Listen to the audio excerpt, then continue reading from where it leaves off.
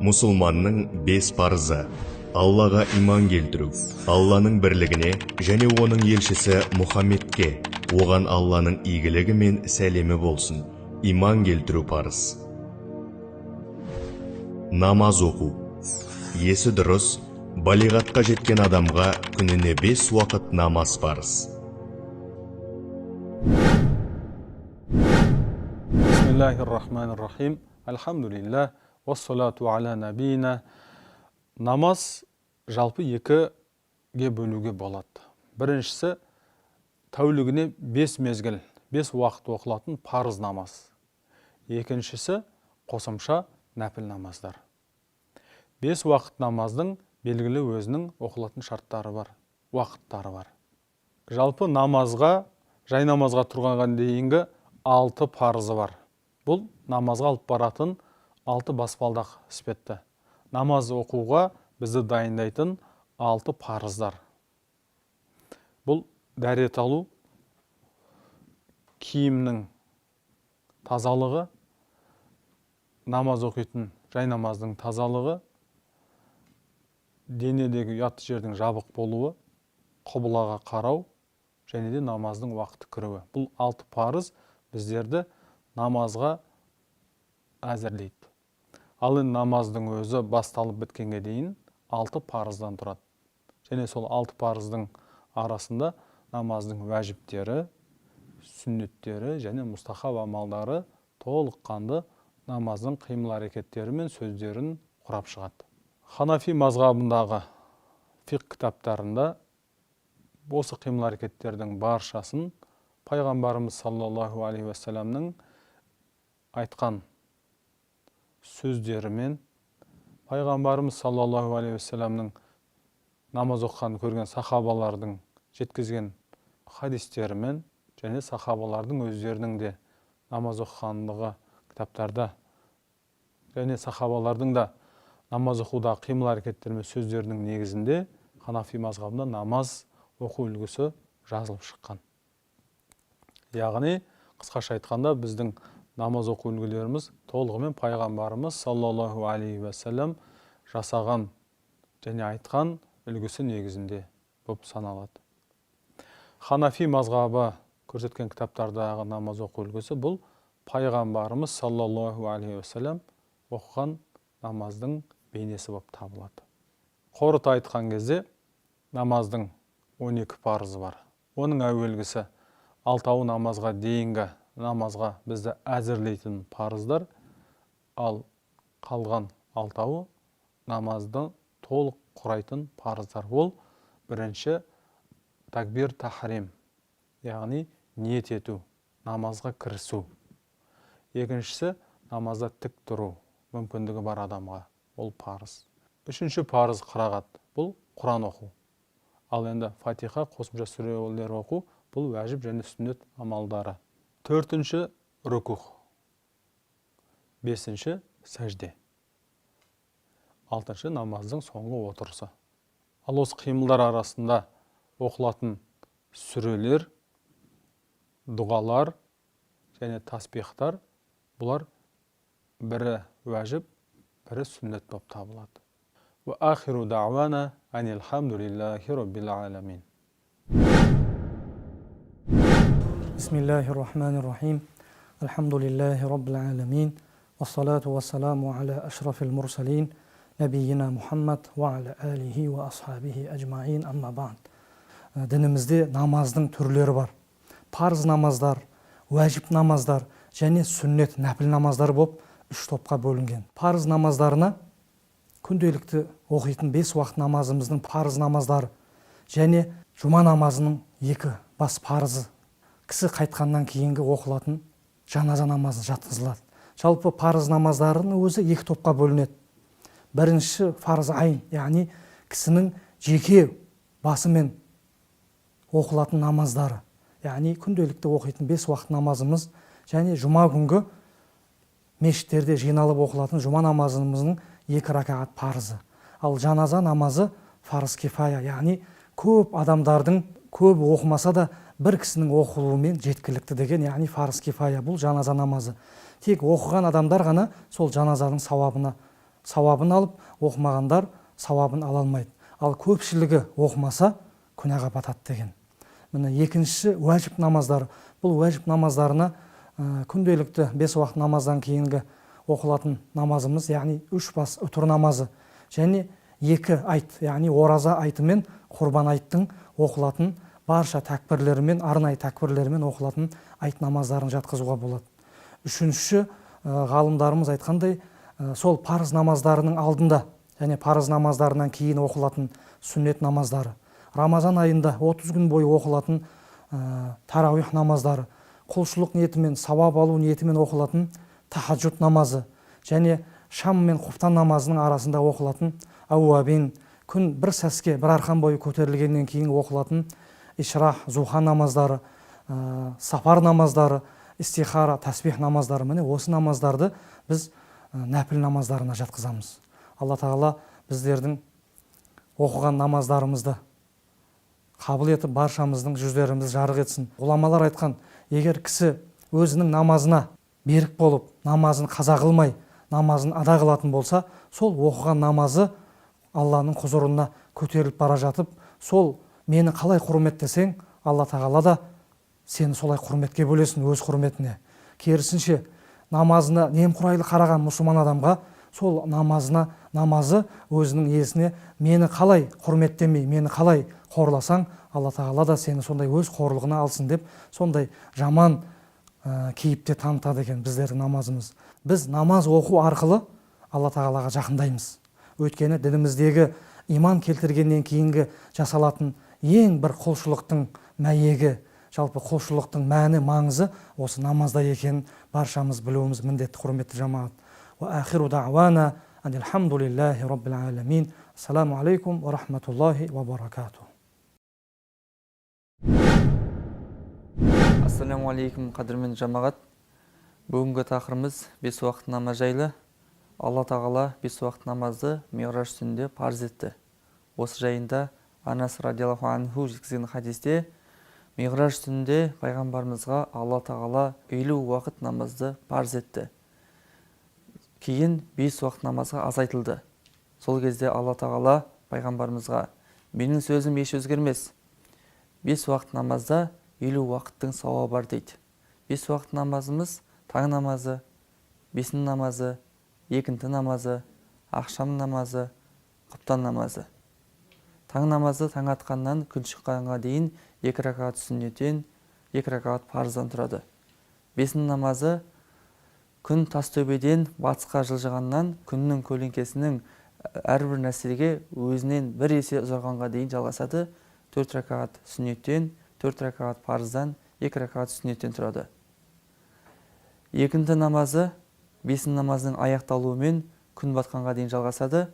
4 ракағат парыздан тұрады. Ал ақшам намазы күннің батуымен қызыл шапақтың жойылуына дейін жалғасады. 3 ракағат парыздан, 2 ракағат сүннеттен тұрады. Ал құптан намазы ақшам намазының аяқталуымен, яғни қызыл шапақтың жойылуымен таң атқанға дейін жалғасады. 4 ракағат парыз, 2 ракағат сүннет және де 3 ракағат үтірмен аяқталады. Намаз Алла мен пенденің арасындағы байланыс. Намаз Алла тағалаға құлшылық етудегі ең үлкен амал және Алла тағаланың алдындағы пенденің тәубе етуін білдіреді. Балиғат жасына жеткен әрбір мұсылманға 5 уақыт намаз оқу парыз. Алла тағала баршамызға осы намаздарымызды толық кемел оқуымызды нәсіп етсін. Арналған намаз үлгісі. Ниет. Ниет таң намазының 2 ракат сүннетін оқуға ниет еттім деп іштей айтылады. Жүрекпен ниет ету парыз, тілмен айту мұстахаб. Тәкбір.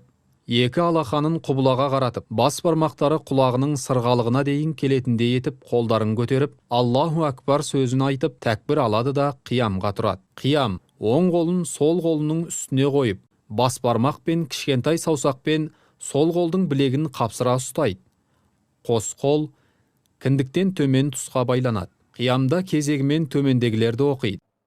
سبحانك اللهم وبحمدك وتبارك اسمك وتعالى جدك ولا إله غيرك أعوذ بالله من الشيطان الرجيم بسم الله الرحمن الرحيم الحمد لله رب العالمين الرحمن الرحيم مالك يوم الدين إياك نعبد وإياك نستعين اهدنا الصراط المستقيم صراط الذين أنعمت عليهم غير المغضوب عليهم ولا الضالين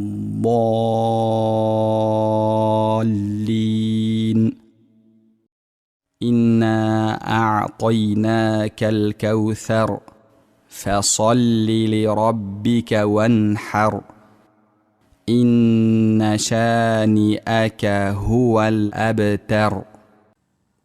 Руку.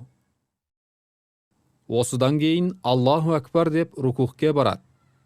Рукух кезінде Субхана Роббиял Азим. Ұлы Раббымды барша кемшілік атаулыдан пәктеймін деп 3 мәрте таспих айтылады. Сәми Аллаху лиман хамида. Алла мадақ айтқан құлын естеді деп рукухтан тұрады. Тұрғаннан кейін Роббана вәләкәл хамды. Ва Раббымыз, барша мадақ тек саған лайық сөзі айтылады. Сәжде. Содан соң Аллаху Акбар деп сәждеге барады. Сәждеге барарда ең алдымен тізе, сосын қол, одан кейін маңдай мен мұрын жерге тиеді. Сәждеде Субхана Роббиял А'ла. Аса ұлық Раббымды барша кемшілік атаулыдан пәктеймін деп 3 мәрте таспих айтылады. Сәждеде шынтақтарын ашып жерге тигізбей ұстайды. Аяқ ұшымен жер тіреп, аяқтар құбылаға бағытталады. 2 сәжде арасындағы отырыс. Сонан соң Аллаху Акбар деп басын сәждеден көтеріп тізерлеп отырады. Отырғанда Субханаллах сөзі айтылатындай қысқа уақыт кідіреді. Қолымыздың ұшы тізеге тиіп, санның үстіне қойылады. Бұдан соң Аллаху Акбар деп 2-ші мәрте сәждеге барады. Сәждеге Субхана Роббиял А'ла деп 3 мәрте таспих айтады. Сәждеден қиямға тұру. Сәждеден тұрғанда алдымен басын көтеріп, сонан соң қолымен тізесін таянып, Аллаху Акбар деп қиямға тұрады. 2-ші рәкат. Оң қолын сол қолының үстіне қойып, бас бармақ пен кішкентай саусақпен сол қолдың білегін қапсыра ұстау керек. Қос қол кіндіктен төмен тұсқа байланады. Қиямда кезегімен төмендегілерді оқиды. Бисмиллахир-рахманир-рахим. Алхамдулиллахи раббил аламин. Ар-рахманир-рахим. Малики яумиддин. Ияка нa'буду ва ияка наста'ин. اهدنا الصراط المستقيم صراط الذين أنعمت عليهم غير المغضوب عليهم ولا الضالين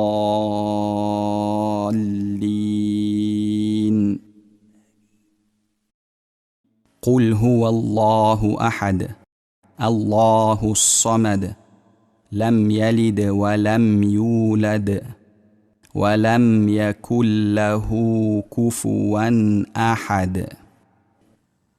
Руку. Осыдан кейін Аллаху Акбар деп рукухке барады. Рукух кезінде Субхана Роббиял Азим. Ұлы Раббымды барша кемшілік атаулыдан пәктеймін деп 3 мәрте таспих айтылады. Сәми Аллаху лиман хамида. Алла мадақ айтқан құлын естеді деп рукухтан тұрады. Тұрғаннан кейін Роббана вәләкәл хамды. Ва Раббымыз, барша мадақ тек саған лайық сөзі айтылады. Сәжде. Содан соң Аллаху Акбар деп сәждеге барады. Сәждеге барарда ең алдымен тізе, сосын қол, одан кейін маңдай мен мұрын жерге тиеді. Сәждеде Субхана Роббиял А'ла. Аса ұлық Раббымды барша кемшілік атаулыдан пәктеймін деп 3 мәрте таспих айтылады. Сәждеде шынтақтарын ашып жерге тигізбей ұстайды. Аяқ ұшымен жер тіреп, аяқтар құбылаға бағытталады. 2 сәжде арасындағы отырыс. Сонан соң Аллаху Акбар деп басын сәждеден көтеріп тізерлеп отырады.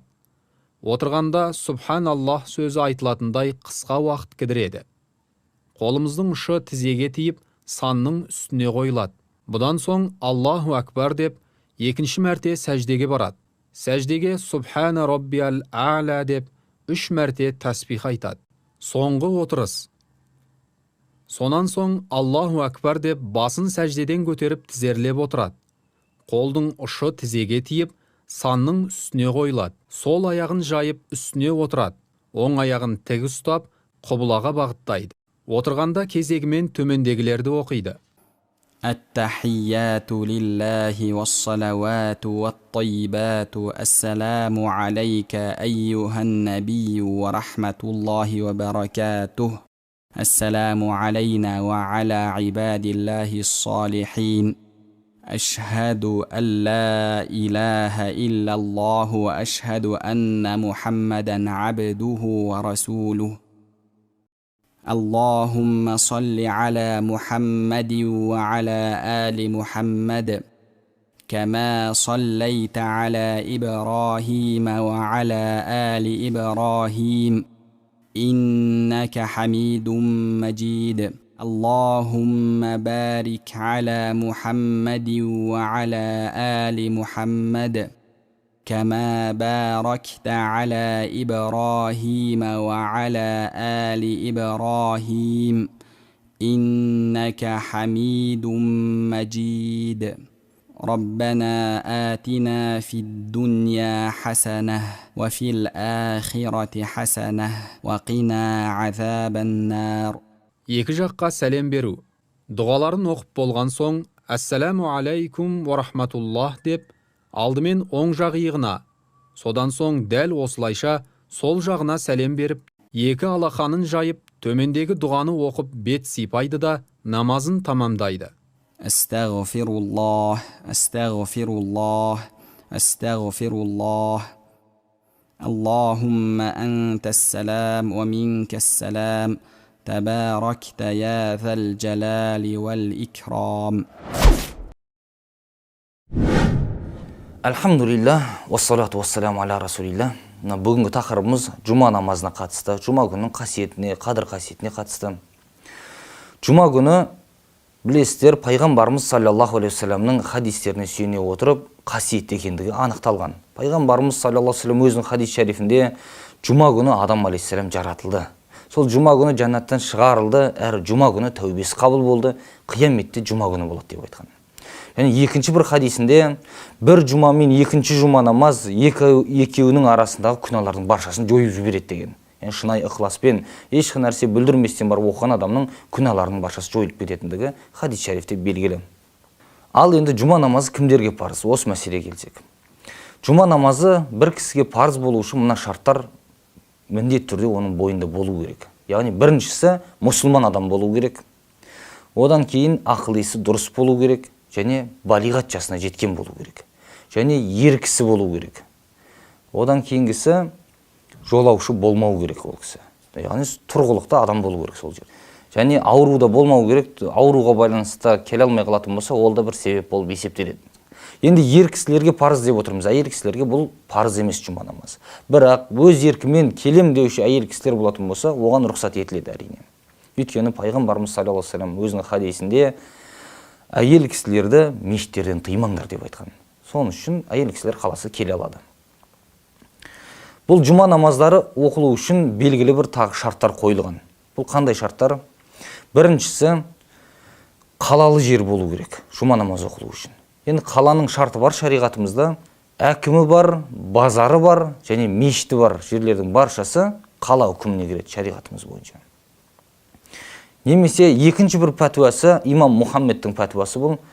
Егер сол жердің тұрғындары мешітке кірген уақытта мешітке сыймай қалатындай дәрежеде көп адам болатын болса, онда жұма намазы ол жерде оқыла береді, қаланың үкіміне кіреді деп айтқан.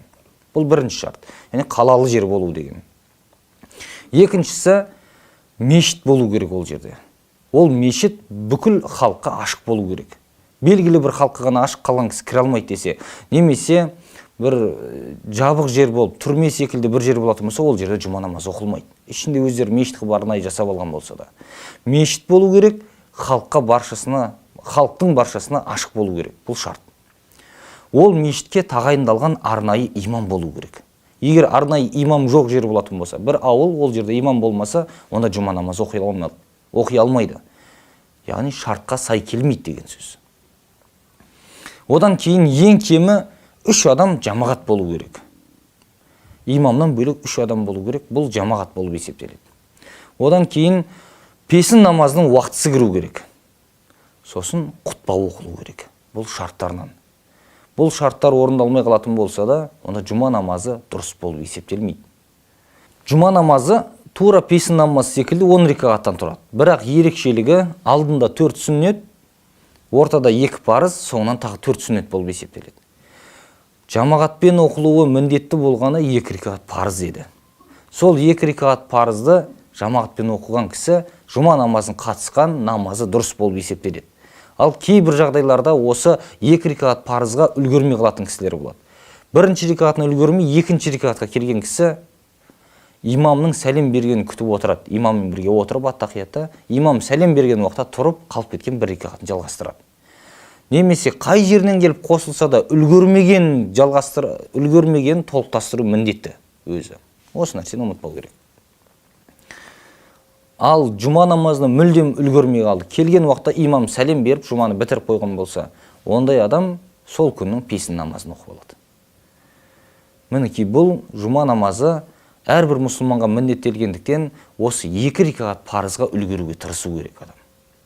Алла тағала баршаларыңыз ниеттеріңіз қабыл, мұраттарыңыз асыл етсін. Ассаламу алейкум ва рахматуллахи ва баракатух. Бисмиллах, альхамдулиллах, ва салату ва саламу аля расулиллах. Ассаламу алейкум, құрметті мұсылман бауырлар. Бүгінгі тақырыбымыз жұманың алғашқы 4 рекағат сүннеті. Ханафи, Шафиғи мазхабтарында, сондай-ақ Ханбалидағы бір көзқарас бойынша жұма парызының алдында 4 рекағат сүннет намаз оқылады. Ал Малики мазхабында жұманың алдында бекітілген сүннет намазы болмағанымен, жалпы нәпіл намаз оқуға рұқсат бар. Хазіреті Али радиаллаху ан былай дейді: Алла елші Мұхаммед саллаллаху алейхи уассалам жұманың алдында және соңында 4 рекағаттан намаз оқитын еді дейді. Бұл риуаяттың тізбегіне Хафиз Зайнуддин әл-Ирақи жайид деп, яғни оң баға берген. Алла елші Мұхаммед саллаллаху алейхи уассаламның жанынан бір елі ажырамаған ғалым сахаба Ибн Масғуд радиаллаху ан жұма намазының алдында һәм соңында 4 рекағат намаз оқығандығы сағих жолмен келеді. Хазіреті Қатада былай дейді: Абдуллах ибн Масғуд жұманың алдында 4 рекағат және соңында 4 рекағат намаз оқитын еді деген. Ибн Хаджар Асқалани бұл хабарды сахих деп бағалаған.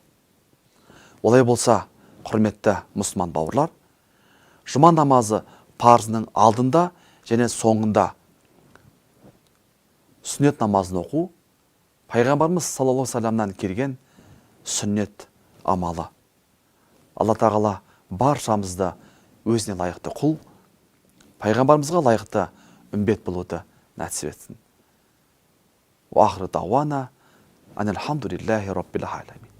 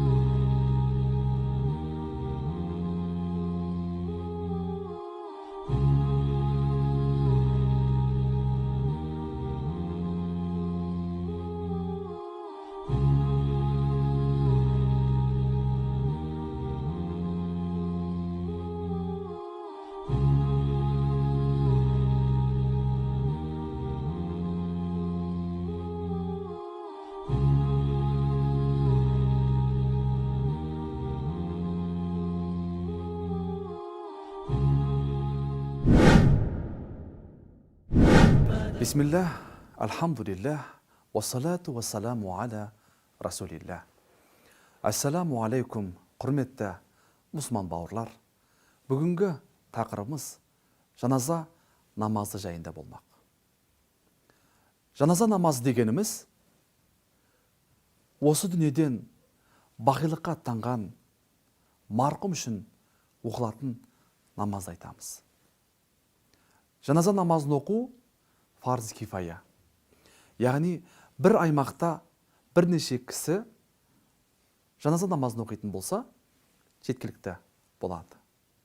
Ал егер де жаназа намазы оқылмаған жағдайда барлығы жауапкер және барлығы күнәһар болады.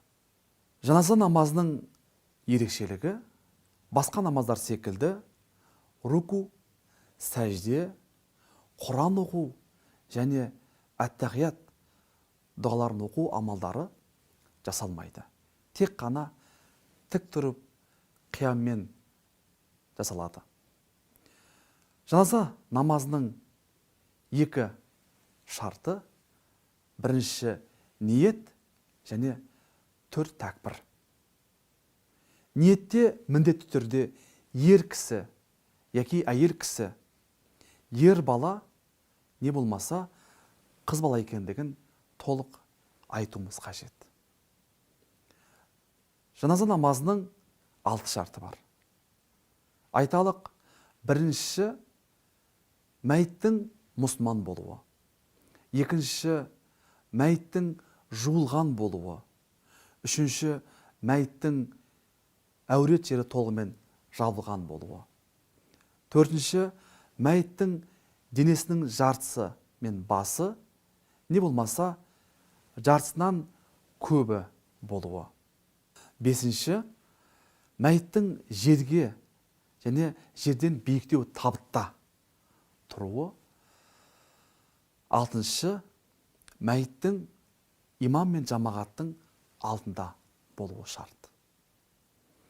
Жаназа намазының ниетіне келер болсақ, ниет еттім 4 тәкбірлі жаназа намазын өтемекке, Аллаға сәна, пайғамбарға салауат, мына марқұм болған мәйітке, яғни ер әйел деп атап көрсетіп, сауап үшін ұйыдым имамға деп, Аллаху акбар деп тәкбір айтып, құлақ қағып, қол байланады. Одан кейін субханака дұғасы оқимыз. Имам екінші мәрте Аллаху акбар деп тәкбір айтқан уақытымызда салауат дұғасы оқылады. Имам үшінші мәрте Аллаху акбар деп тәкбір айтқанда жаназа дұғасы оқылады. Имам төртінші мәрте Аллаху акбар деп оң жағына және сол жағына сәлем беріп жаназа намазын тамамдайды. Егер де осы жаназа намазына қатысушы кісі жаназаның дұғасын білмесе, имамға ұюмен шектеледі. Сонымен қатар осы жаназа намазына қатысудың сауабы ерекше. Бұл жайында Алла елшісі Мұхаммед саллаллаху алейхи уассалам кімде-кім жаназа намазына қатысатын болса, бір қырат және де көмілетін жерге дейін барып, көмілгенге дейін соның қасында тұратын болса, 2 қырат сауапқа кенеледі дейді. Сонда сахабалар, о Алланың елшісі, қырат дегеніміз не деп сұрайды? Сонда пайғамбарымыз Мұхаммед Мұстафа саллаллаху алейхи уассалам, қырат дегеніміз 2 таудай, яғни Ұхұд тауындай сауапқа кенеледі деп айтады. Олай болса, құрметті мұсылман бауырлар, жаназа намазына қатысу барша мұсылманның міндеті. Алла тағала баршамызды өзіне лайықты құл, пайғамбарымызға лайықты үмбет болуды жазсын. Уахры дауана, алхамдулиллахи раббил аламин.